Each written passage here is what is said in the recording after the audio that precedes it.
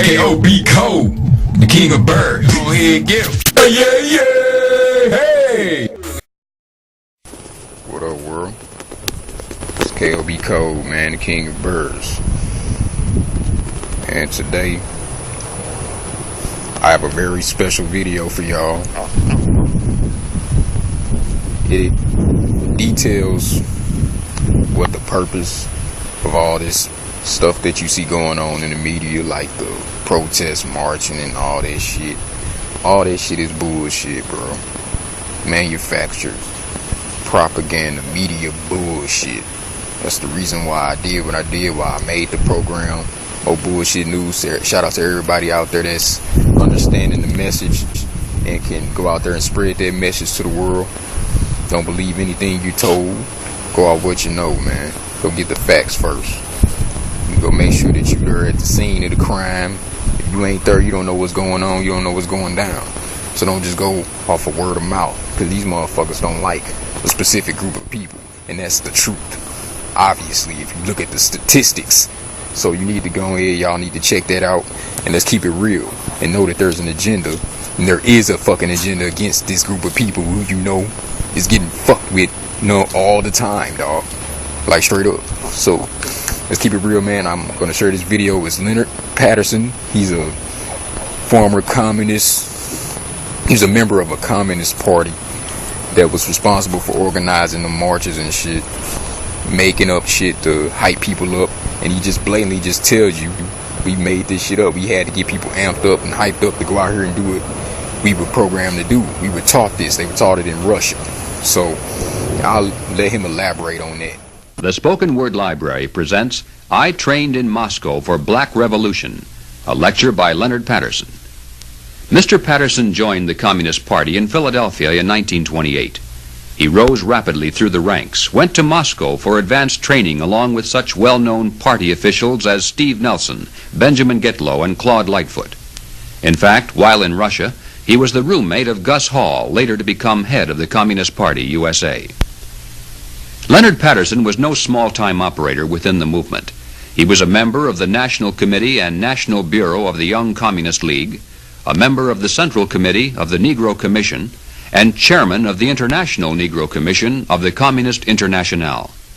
He organized and led picket lines, strikes, goon squads, and riots, all in accordance with orders from party headquarters. He was an active and effective communist propagandist, not only in the United States, but also in Russia and Germany as well. Mr. Patterson left the Communist Party when he finally realized it wasn't honestly interested in helping Negroes, that it was just using him and his people as cannon fodder to create hatred and violence, and that the goal of the communist movement was the enslavement of all peoples. I am Leonard Patterson. When I was a young man, only 23 years old, I joined the Communist Party. I was a member of the National Executive Committee of the American Young Communist League. In 1930, I was the official communist candidate for election to New York State Assembly. I knew Gus Hall and other top-ranking American communists very well because I trained with them at the Lenin University in Moscow. I joined the party because I honestly thought the communists were trying to help American Negroes. I broke away from the party when it became clear to me what the communists were really up to was to use the Negro people in this country in a violent and bloody revolution aimed at the establishment of the American Soviet dictatorship. It was that simple, and it is still that simple today. Make no mistake about it. What is happening in the United States right now under the banner of civil rights is exactly what has happened in China, in Cuba, in Algeria, and many other places around the world.